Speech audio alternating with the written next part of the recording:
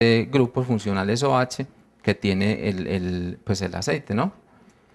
Entonces este da cuenta y es específico pues en la mayor parte de los casos para polioles, ¿cierto? El aceite de grilla se considera un poliol natural.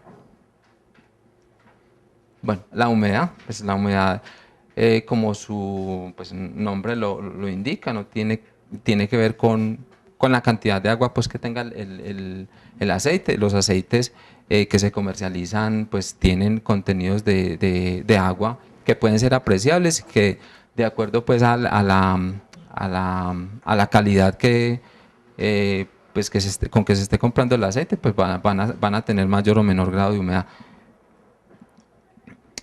Y finalmente entonces la composición ¿de qué? Entonces como indicaba arriba, ¿cierto? Indicaba arriba que el glicerol va a ser común para cualquier aceite, ¿cierto? Pero el tema de la composición tiene que ver con la diferencia en estas moléculas que hay acá en el aceite específico que se esté manejando, ¿cierto? Entonces, si estamos hablando del aceite de higuerilla, entonces en el aceite de higuerilla vamos a tener, aquí tomé pues un ejemplo, ¿cierto? De las variedades que se está trabajando en el proyecto. No recuerdo específicamente cuál, pues realmente lo que se tiene es un número. Pero entonces este es una composición característica en ácidos grasos de un aceite de higuerilla, ¿cierto? Entonces, o es de importancia relevante tocar este tema, ¿cierto? Entonces, vemos acá, esto es un porcentaje en peso, ¿cierto? Todo esto es un porcentaje en peso.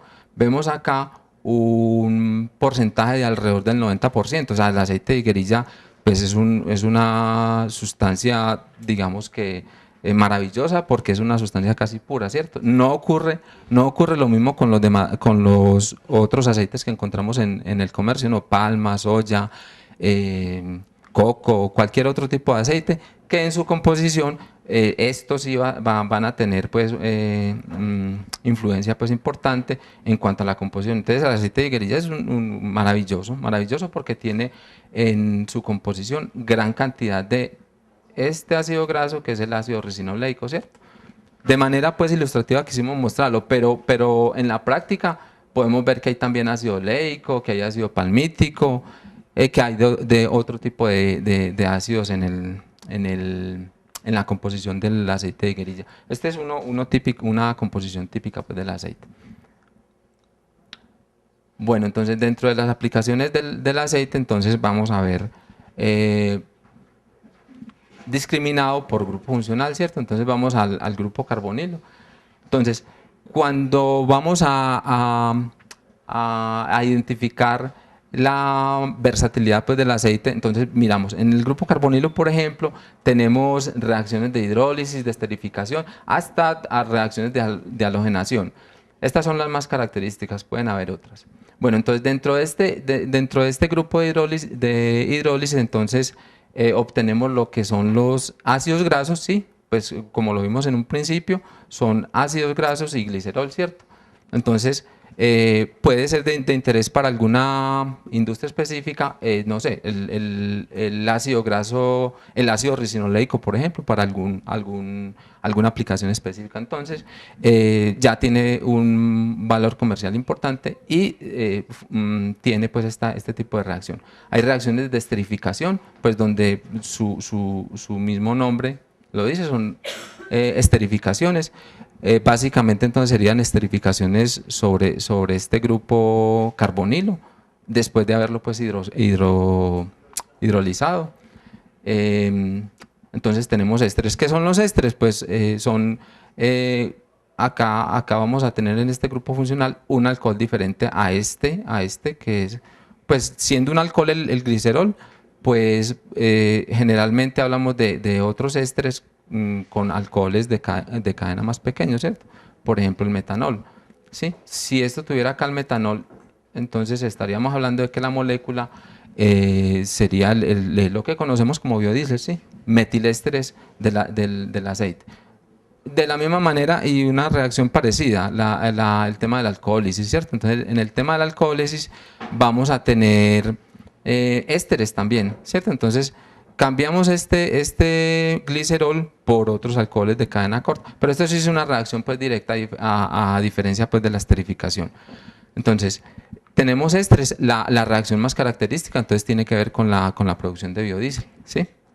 Pero también tenemos entonces otras reacciones de interés, saponificación, pues para producir jabones que tienen pues interés en la industria, amidación, halogenación, aquí hay sales de amina, de amidas, ácidos grasos halogenados que tienen pues interés pues también en las diferentes industrias. Vamos al otro grupo funcional, al grupo doble enlace a las insaturaciones del aceite.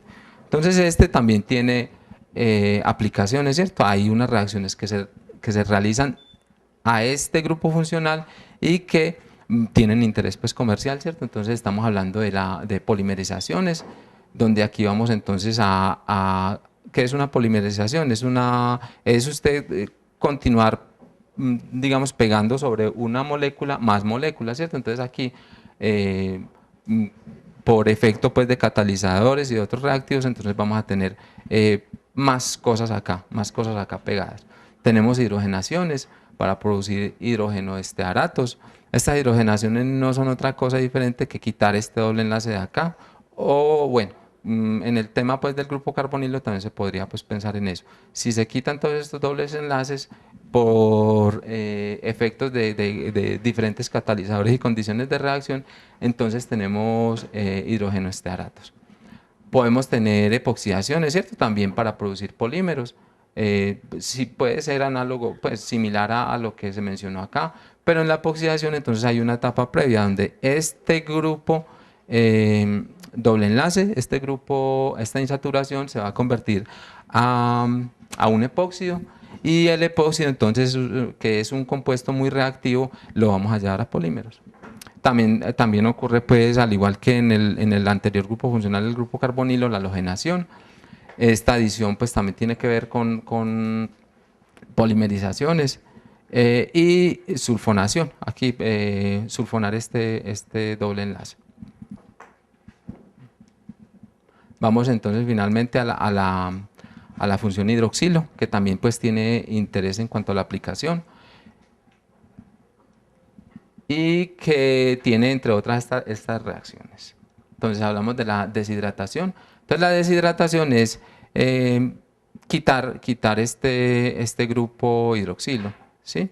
Quitarlo, cuando se deshidrata una molécula de estas, pasa a ser doble enlace. O sea que si yo le quito esta molécula acá para hacer una deshidratación, entonces ya me están quedando no uno, sino dos dobles enlaces. Así pues de la misma manera con los otros grupos OH. También se produce también podemos tener el tema de la fusión cáustica para producir ácido sebácico.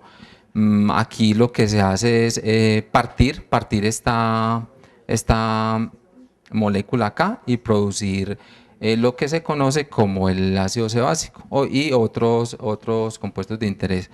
El ácido sebácico pues tiene aplicaciones en la industria pues, de los polímeros como ácido que va a tener dos funcionalidades, una carbonilo acá, otro carbonilo acá, entonces aquí me va a quedar la molécula de ácido sebácico. También tiene entonces, al igual que las otras dos, que los otros dos grupos funcionales, tiene también halogenación, ¿cierto? Alcoxilación y reacciones con uretanos, ¿cierto?